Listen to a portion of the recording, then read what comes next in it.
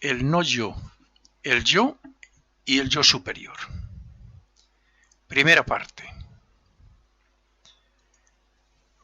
Partiendo de la base de que no todo el mundo está preparado para comprender las enseñanzas ocultas, la filosofía oculta, entiendo que algunos de mis artículos, tal como este, pues sean algo difíciles de comprender, incluso para algunos principiantes en estos estudios. Pero bueno, deseo aclarar que, aunque también en mis blogs, que tengo bastantes artículos, están dirigidos a quienes saben algo o sienten interés por estos temas, pues tengo que decir que en ellos hay artículos que, bueno, también serán demasiado simples para los estudiantes que ya han profundizado en esta filosofía. Sin embargo, el presente artículo, el que voy a grabar ahora, en 3 partes, va un poco más allá de lo normal y es fácil de entender que a muchos, a muchas personas, no les guste o no lo crean o incluso lo critiquen. Entonces, no pretendo con este artículo ni con ningún otro, claro, dar a entender que todo lo que yo digo es cierto o que tenga razón. Simplemente estos artículos, estas conferencias son fruto de mis estudios, de mis meditaciones, de mis trabajos internos, etcétera. Por tanto, pues bueno, cada uno es libre de creer o de pensar lo que quiera. Dicho esto, voy a comenzar por explicar lo que yo entiendo por no yo, o sea, sobre el no yo. Si analizamos la evolución de la humanidad como tal, desde sus primeros tiempos, pasando por la actual etapa, y sabiendo, desde el punto de vista de lo esotérico, claro, sabiendo el futuro que nos espera, pues nos daremos cuenta de que el yo del pasado no es como el del presente, ni este es como el del futuro. La persona de hace 6.000 años, su conciencia de sí misma, del yo, no era como la de hoy. ¿Por qué? Pues porque la evolución va cambiando, o sea, hace que la conciencia, la personalidad y todo lo que es el ser humano vaya de inferior a superior o de peor a mejor. El yo del pasado ni siquiera debería llamarse yo, puesto que no se reconoce a sí mismo como tal. Ahora mismo me estoy imaginando pues casi los prehistóricos, o sea, los primeros humanos o incluso antes, ¿no? No tenían conciencia de sí mismo, no se reconocían como un yo. En la época Atlante, que vino después de la época lemúrica, antes de que la humanidad,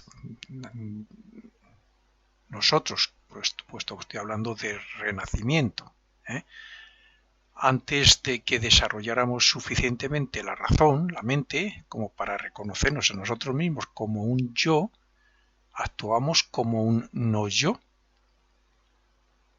que es algo así como los animales, por muy domésticos que sean, no tienen conciencia de sí mismos, no se reconocen como un yo. O sea, estábamos sin autoconciencia, nos guiábamos más pues por instinto, impulso, deseo, etcétera.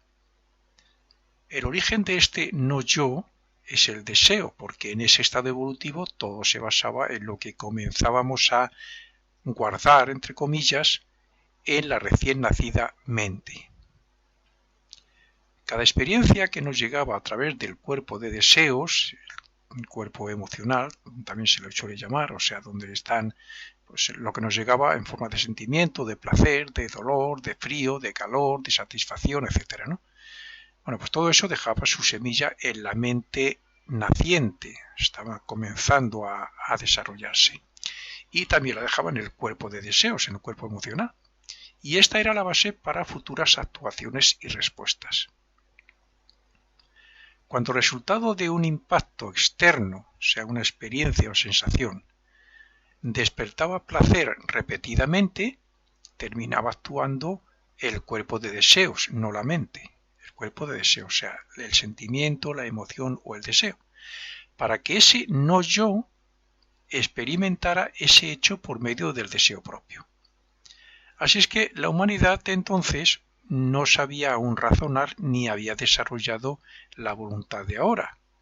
Se dejaba dominar por los deseos, los sentimientos, las emociones, los placeres, los hábitos que iba formando, etc., a la vez que también guardaba, como base de lo que hoy llamamos cuerpo mental o mente, el resultado de sus experiencias.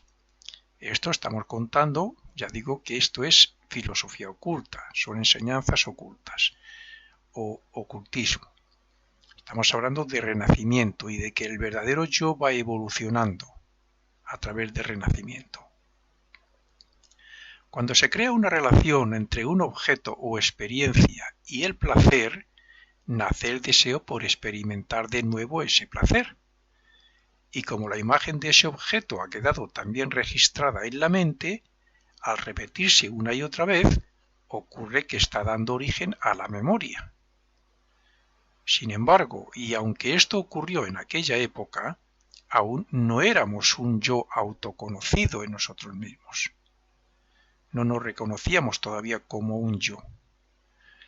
Así es que, al igual que en los animales, la experiencia, por ejemplo, de placer, la experiencia crea el deseo y va formando las bases de la futura mente, a lo que hay que añadir que con cada repetición se desarrolla una vibración o poder que es el estímulo necesario para que el cuerpo mental, la mente, pueda reproducir las imágenes.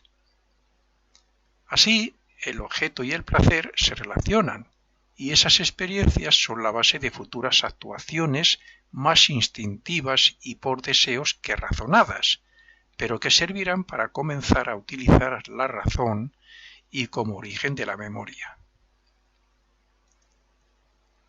Esta es la manera en que van haciendo el yo personal, el yo pensante de aquella época, porque las mismas vibraciones de las experiencias u objetos que llegan al cerebro hacen que la mente conozca.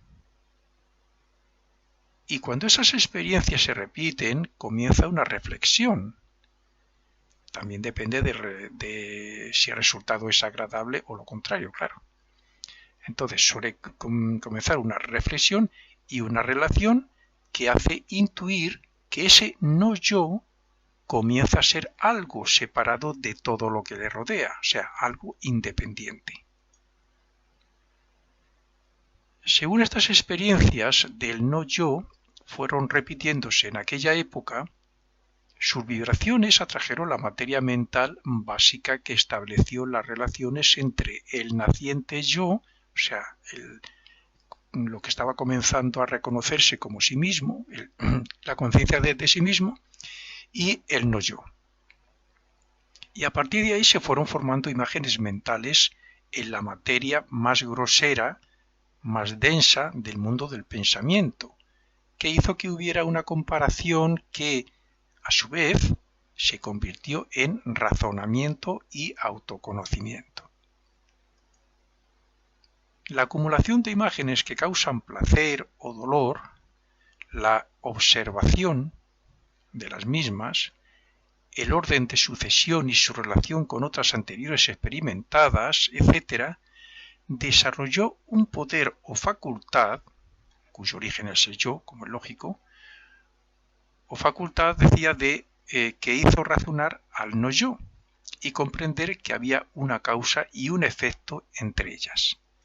Así nació la comparación y el razonamiento entre el ser y el no ser, entre el placer o el dolor, y el que lo experimenta, claro, entre el deseo que impulsa como aliciente y la razón. Así es que el yo personal nace de la dualidad, de la observación inconsciente, de la comparación, de la separación, de la distinción y del conocer y reconocer los objetos y las experiencias del no yo. El no yo era el ser humano cuando daba su primer paso, todavía sin conciencia de sí mismo, Y lo que estoy explicando es cuando comenzó, gracias a estas comparaciones, a los impactos que recibíamos, comenzó a conocer, a observar, y de ahí surgió ese principio de reconocimiento de individualidad. Comenzó a comprender que había una diferencia entre todo lo demás y él como un yo. El no yo, representado en aquella época más bien por el cuerpo de deseos, puesto que nos guiábamos más bien lo que llamamos ser humano, el cuerpo físico, tal y como era en aquella época, se dejaba guiar por los impulsos casi siempre del cuerpo de deseos, o sea, de los deseos, las emociones, el instinto, etc.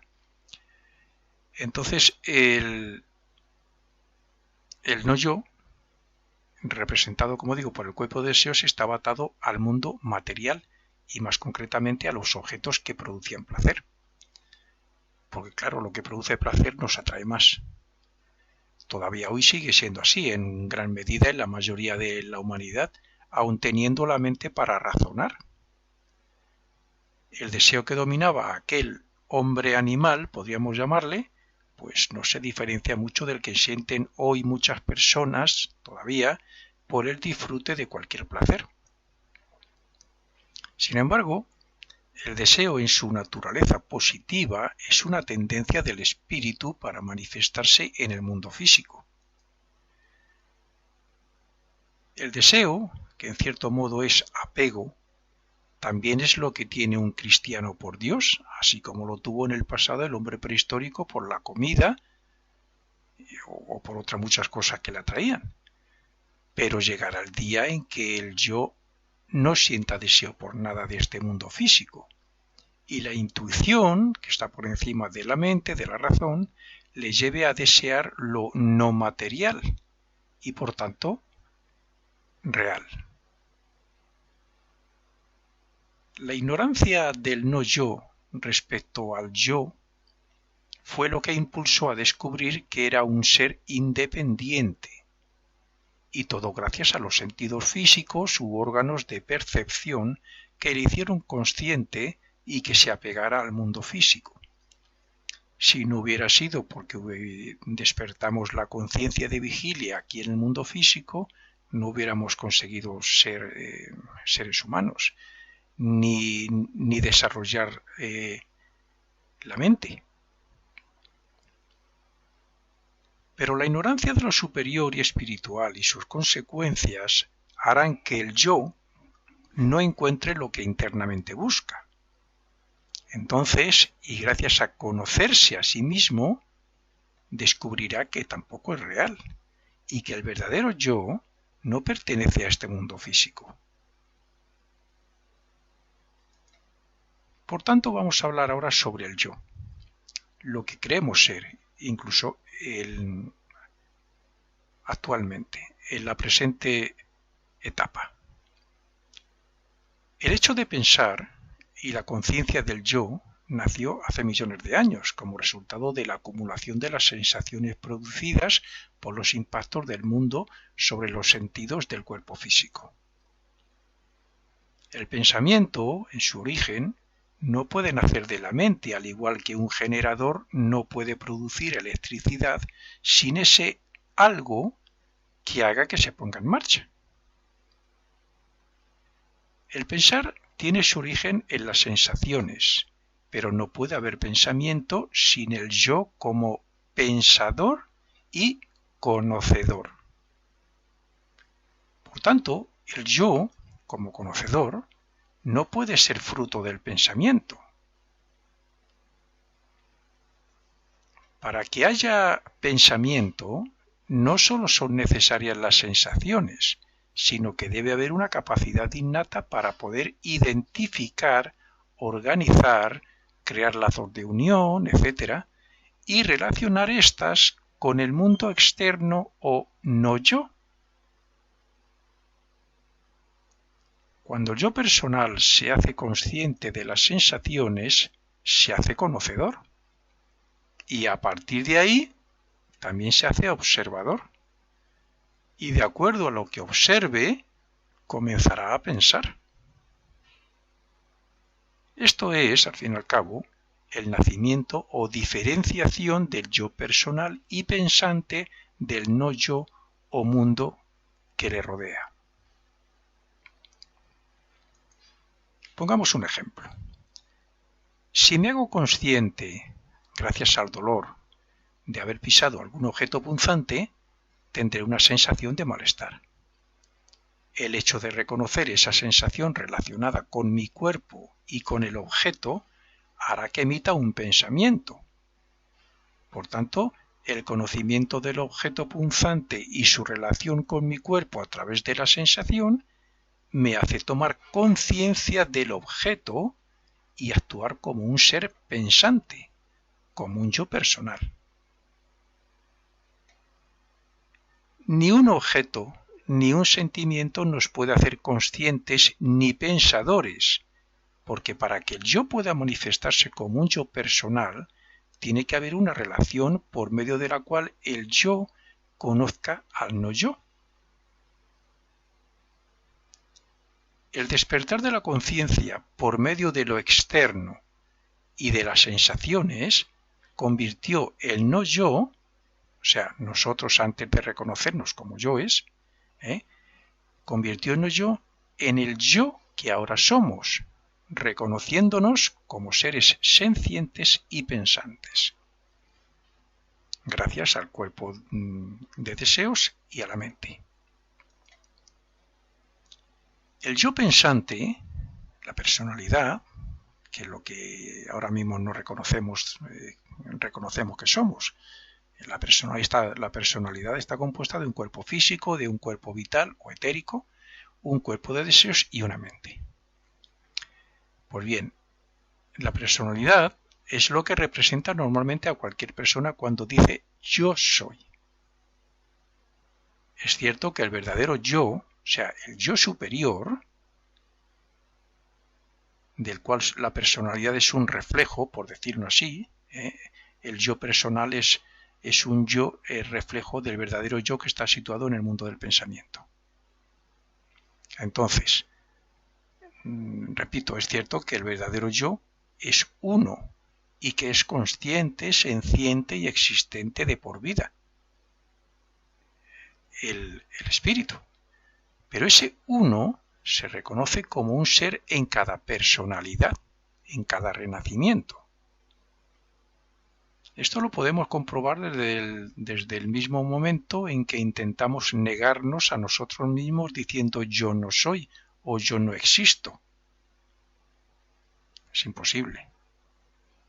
Ese yo superior, que es la base imprescindible de la vida manifestada, lo identificamos en cada personalidad como voluntad. Voluntad para actuar y experimentar el sentimiento como respuesta a los choques externos y como la reflexión interna ante el no yo, de donde surge el conocimiento y el pensamiento. Gracias a estos aspectos, el yo personal y pensante se da cuenta de que él no es las formas o imágenes. O sea, se da cuenta de que él no es lo que le rodea, ese no yo. Formas o imágenes que se reflejan en su cerebro y en su mente. Pero se da cuenta de que él no es eso. Es decir, este yo personal no puede manifestar voluntad, tener sentimientos ni pensar a través de esas formas, porque no es ellas. Por tanto, la personalidad se considera un yo, mientras que al mineral, al vegetal y al animal les considera un no yo, puesto que no puede manifestarse a través de ellos, a través de esas formas, de esos reinos. En realidad, y aunque se identifique con sus cuerpos, tampoco estos cuerpos son el yo personal, sino que son complementos y medios de expresión, son vehículos para experimentar aquí en cada renacimiento en la Tierra. Teóricamente, al cuerpo físico le impulsa el cuerpo de deseos, hace que se mueva, que pase a la acción, por un deseo, por un sentimiento, por una emoción, da igual.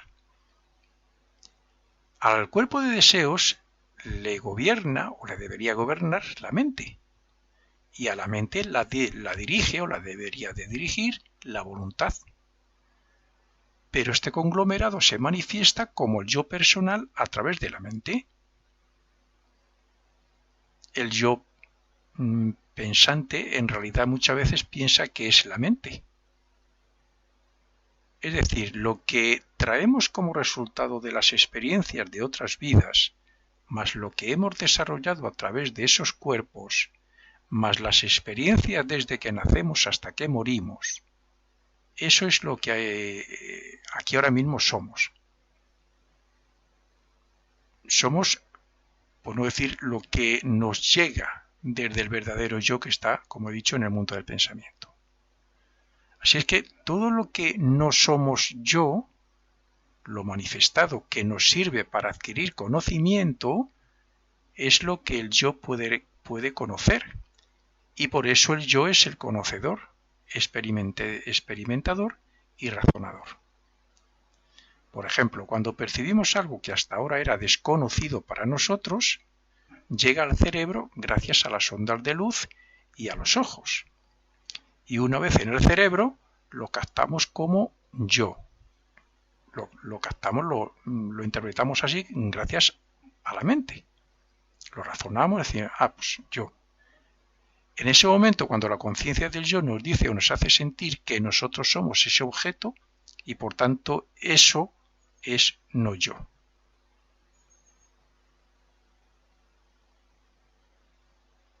Esta relación de conocer algo y afirmar que no es nuestro yo es lo que hizo nacer a la personalidad reencarnante en la época Atlante. Nos llegan las cosas, aunque sean desconocidas, en principio podemos pensar que es, en aquella época sobre todo, que somos nosotros, pero cuando comenzamos a razonar, cuando la observábamos, cuando la trabajamos, al final terminábamos dándonos cuenta de que eso no era yo. Sabiendo ya que el mundo físico es no yo, o sea, lo que se conoce, porque nosotros somos conocimiento y somos lo que conocemos.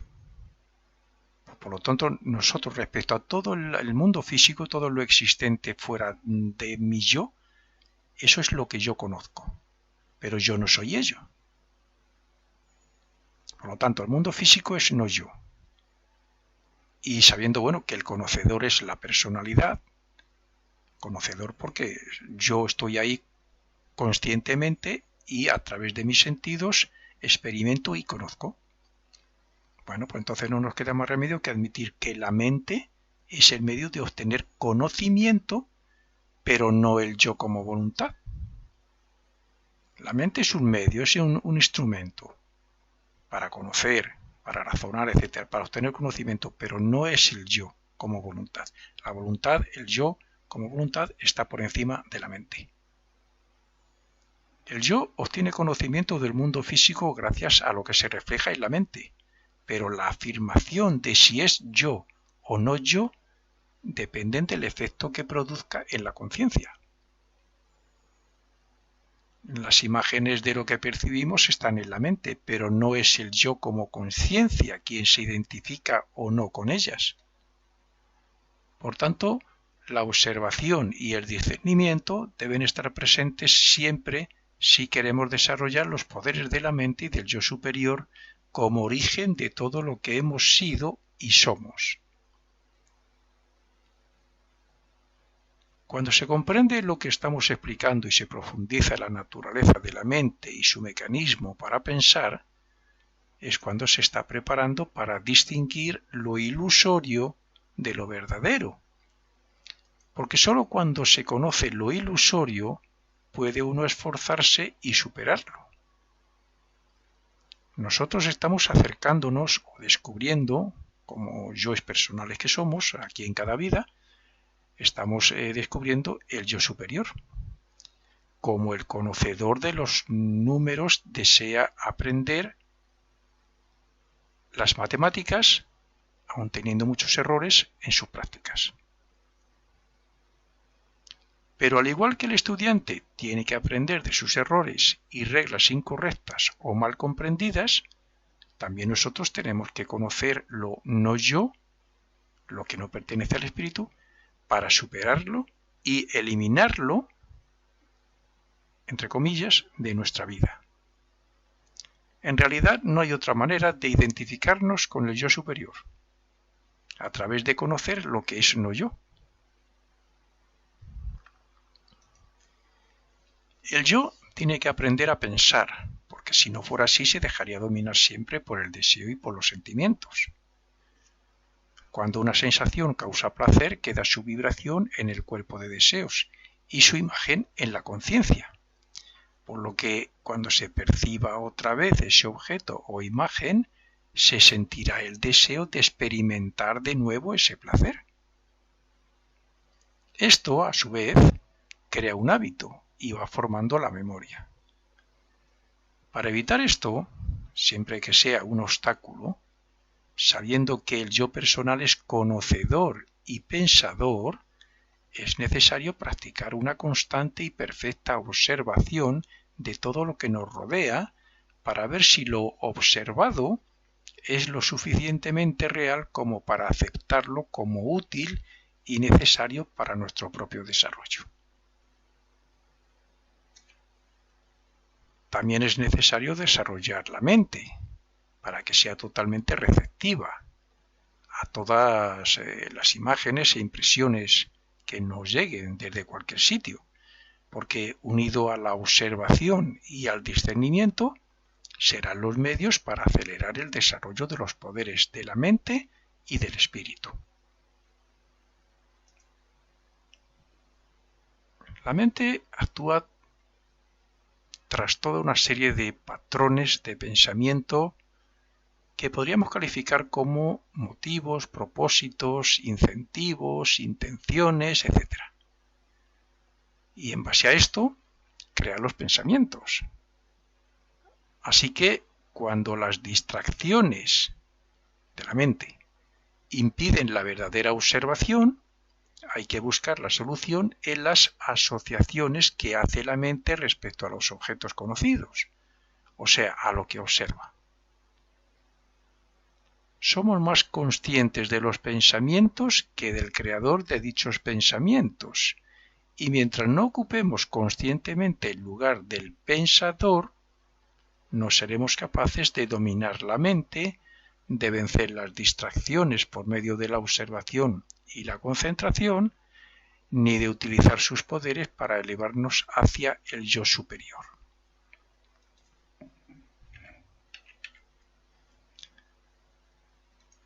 Si nos situamos en el nivel de la mente, como si solo fuéramos mente, vamos a imaginarnos que solo somos mente, pues entonces podríamos percibir a los demás cuerpos como un yo inferior o incluso un no yo, puesto que la mente está normalmente distraída y dominada por el cuerpo de deseos.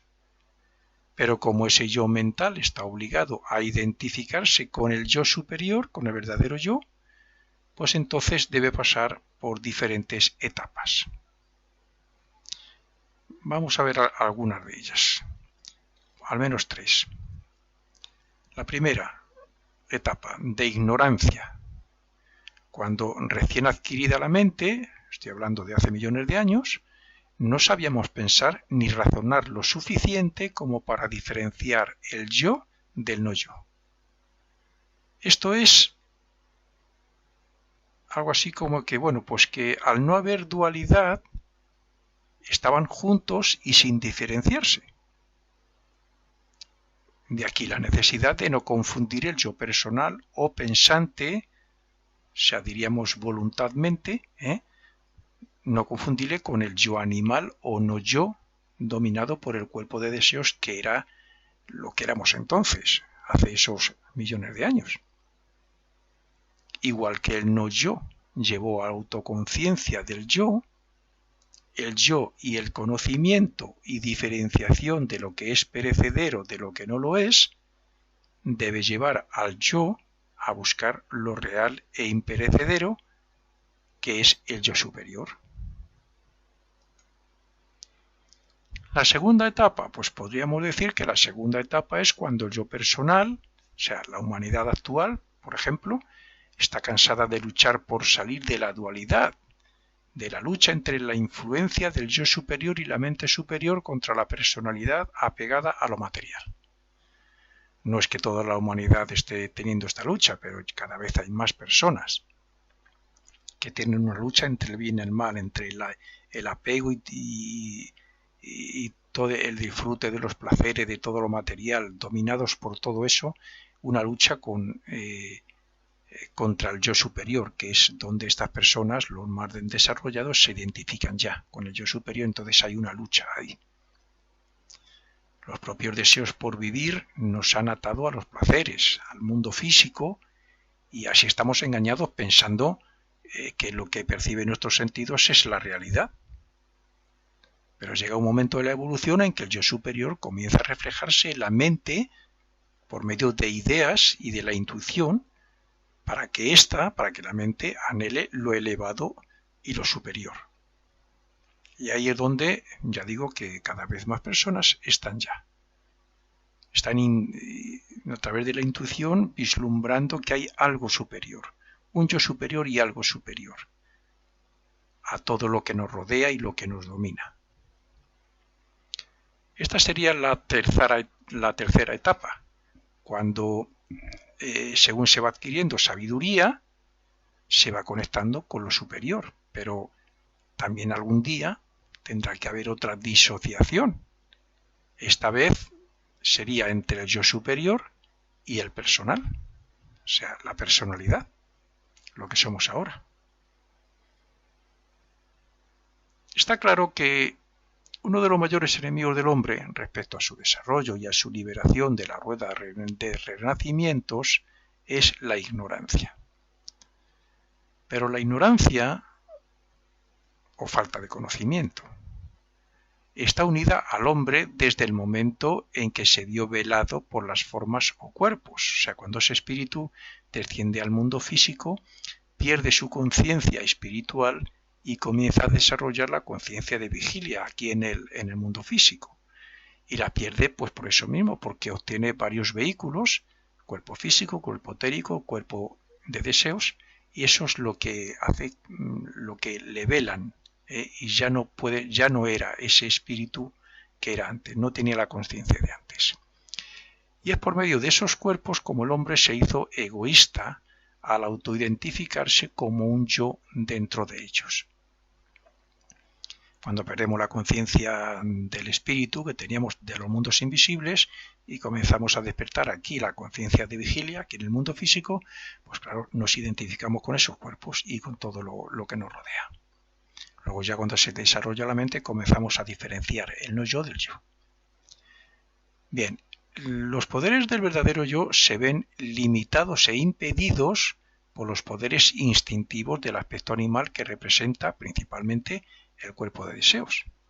Es lo que pasó entonces. No olvidemos que los cuerpos están compuestos por un conjunto de vidas o unidades semi-inteligentes que, aunque están haciendo el sentido involutivo de su evolución, como es lógico, pues está en camino de su autoexpresión. De aquí que el hombre se vea fácilmente enredado en la actividad de esas vidas que tanto tienen que ver con nuestros deseos, nuestros hábitos, la forma de expresarnos, etc. Y es por esto que el yo personal debe esforzarse por liberarse de la forma y de la ignorancia que le impide ver la realidad, o sea, cada uno de nosotros. Al igual que el hombre actúa erróneamente y con maldad mientras se deje influenciar por el aspecto inferior del cuerpo de deseos, o sea, por los más bajos deseos, emociones y sentimientos, pues también hará lo mismo siempre que no controle su mente concreta y modifique los patrones sobre los que se basa para pensar y actuar como tal. Solo así se aquietarán las actividades, el desasosiego, los impulsos del cuerpo de deseos y, en general, pues la actividad incontrolada de la personalidad. Pero para conseguir esto, el yo superior debe hacer un esfuerzo para poder concentrar la mente del observador o personalidad. A su vez, la personalidad debe colaborar con los correspondientes ejercicios de concentración, meditación y observación en su vida cotidiana. El fin es, al fin y al cabo, el de reemplazar la actividad del yo como voluntad-deseo por la acción inteligente del yo superior, cuya naturaleza es amor-sabiduría. Es decir, la identificación con los cuerpos y las formas materiales deben ser reemplazadas por el desapego. Solo el propio aislamiento y separación de todo lo que vela la visión del alma pueden llevar a la liberación y al contacto con esta última. Son muchos los obstáculos que el yo debe vencer para poder elevarse a las regiones superiores del mundo del pensamiento para, así, identificarse con su yo superior. La mayoría de los obstáculos son efecto de malos hábitos de pensar o del mal uso de la mente como principio pensante. Es cierto que su origen está en muchos casos en el cuerpo de deseos, pero son las impresiones, pensamientos y patrones sobre los que actúa la mente los que llevan al error al hombre. Así es que, para comenzar a despojarse de esos obstáculos, lo primero que debería hacer es analizar su naturaleza para, de una forma voluntaria y consciente, poder contrarrestarlos desde la mente por medio de pensamientos y patrones contrarios. Se trata, pues, de crear nuevos y correctos hábitos de pensar, pero desde la posición del yo superior, como un perceptor del mundo y un pensador que sabe que él no es lo que se ve, ni lo que se toca, ni tampoco lo que se oye o lo que se piensa. Será necesario el uso de la mente y de las formas y cuerpos de manera voluntaria y para fines específicos, pero teniendo su conciencia por encima de la personalidad. Los sentidos se utilizarán como medios para desarrollar sus actividades, pero sin identificarse con ellos. A su vez, cuando se utiliza la mente de esa forma concentrada para observar las formas y discernir entre estas y la vida u origen de las mismas, y cuando se medita intentando ver el aspecto superior de todo lo que nos rodea. Entonces, el perceptor, ese yo, va eliminando el desapego y la ilusión que nos impide tomar conciencia del mundo del alma. Porque cuanto más trabajo relacionado con el yo superior, más nos identificamos con él y más despertamos esa conciencia del verdadero yo. Todo lo existente en el mundo físico procede del mundo del deseo, como éste procede del mundo del pensamiento, que es donde están las primeras imágenes. Sin embargo, el verdadero origen está en las regiones superiores de este último, donde se crean las ideas que serán la base de todo lo demás. Ese todo lo demás, por muy real que sea para el yo personal, no deja de ser una ilusión o irrealidad para el yo superior que habita en esas regiones mentales superiores, esas regiones del mundo del pensamiento. Y es por este motivo por el que la evolución de la humanidad nos llevará a ser conscientes en la región etérica del mundo físico, en el mundo de deseos y después en el mundo del pensamiento, donde nos convertiremos en el yo superior o alma. Por eso, de lo que se trata, una vez conocido el mecanismo del alma y de la mente, es de facilitar el trabajo al yo superior por medio de eliminar las barreras relacionadas con los diferentes cuerpos o personalidad.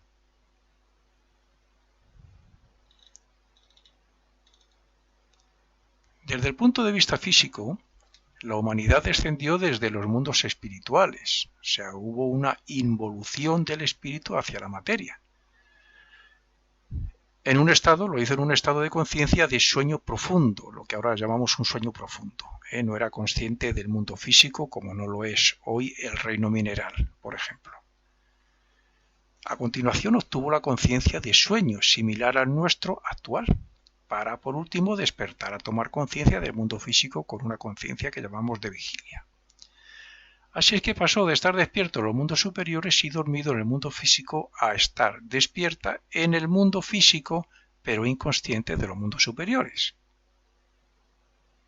A partir de ahí, y aunque sabemos que debemos evolucionar por medio de las experiencias en el mundo físico, es cuando comenzamos a trabajar con el fin de volver a nuestro origen, a los mundos espirituales, los mundos invisibles más elevados. Pero volver a nuestro origen significa adormecer progresivamente la conciencia personal, la que tenemos aquí, para adquirir la de vigilia en los mundos superiores, con la particularidad de llevarnos la quinta esencia de las experiencias utilizando los cuerpos de una forma voluntaria y consciente en todo momento para actuar desde el punto de vista del alma. Esto nos lleva a la conclusión de que para situarnos como conciencia en la región abstracta de este mundo del pensamiento, debemos eliminar todo lo que representa el no-yo, o sea, la persona ignorante de la realidad y dominada por el cuerpo de deseos, que eso sería el no-yo. Y el yo pensante, o sea, la mente que actúa según sus ideas, patrones, hábitos, etc., bueno, pues hay que, vamos a resumirlo como tenemos que autoobservarnos y razonar, discernir sobre todo eso, lo que somos. Por un lado, los deseos, los sentimientos, emociones, la mente, quién domina la mente, quién debe trabajar con la mente, qué se puede dominar, qué ocurre con la voluntad por encima de la mente, si somos conscientes de nuestros pensamientos, etc. Todo eso lleva a la identificación con el verdadero yo, con el yo superior. La mente debe estar libre de distracciones y obstáculos que la impulsen, dirijan o controlen, así como de los instintos y de todo lo que proceda de los sentidos y que sea causa de apego. Los estudiantes de ocultismo intuimos o sabemos que nuestro verdadero yo se encuentra en las regiones abstractas del mundo del pensamiento. Y también sabemos que tarde o temprano tendremos que desaparecer como personalidad, puesto que ésta, con todo lo que ello implica, representa solo el modo de manifestación y adquisición de experiencias en cada renacimiento. En el mundo del alma no existen las formas físicas, ni los deseos y sentimientos personales, y mucho menos la forma errónea de pensar y las imágenes e impresiones que nos hacen interpretar todo y actuar como si solo existiera lo que perciben nuestros sentidos. Todo eso allí no existe. Pero con nuestro estado de conciencia actual podríamos preguntarnos, ¿cómo voy a eliminarme yo mismo? Claro, si yo creo ser lo que veo y lo que siento, mis deseos, mis sentimientos, mis emociones, ¿cómo voy a eliminar yo eso? Está claro que de lo que se trata es de eliminar lo personal para limpiar la mente y así poder situarla en su estado natural para uso del yo superior. Así es que quien desea hacerlo debe comenzar por practicar la observación de una manera concentrada, consciente y voluntaria a modo de observador desde las regiones superiores del mundo del pensamiento. Ahí estamos como yo. Y si yo cojo mi mente, que está un poquito más abajo, y observo, primero puedo observar como yo a mi mente. ¿Qué piensa cuando piensa? ¿Cómo? ¿Cuándo? ¿Y qué? Incluso cuando lo hace por sí misma. Y a partir de ahí luego ya con la mente observar los deseos, etcétera, sentimientos y razonar. Esta es la mejor manera de controlar la mente para que no se distraiga ni siga fortaleciendo los patrones, ideales personales, imágenes basadas en lo personal, o sea, lo que son obstáculos en general. Es necesario examinar y descubrir en qué se basa la mente para existir, porque en base a eso es como pensamos y actuamos. Cuando averiguamos el proceso por el cual la mente ha creado esos patrones, es cuando podemos actuar a la inversa para crear los patrones del yo superior. lo que nos llevaría a eliminar progresivamente al yo personal.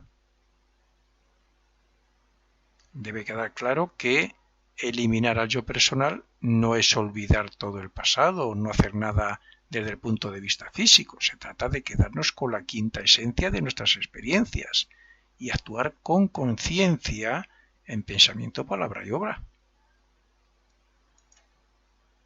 Esta es la manera de desechar todo lo que impide que el yo superior se manifieste en la personalidad.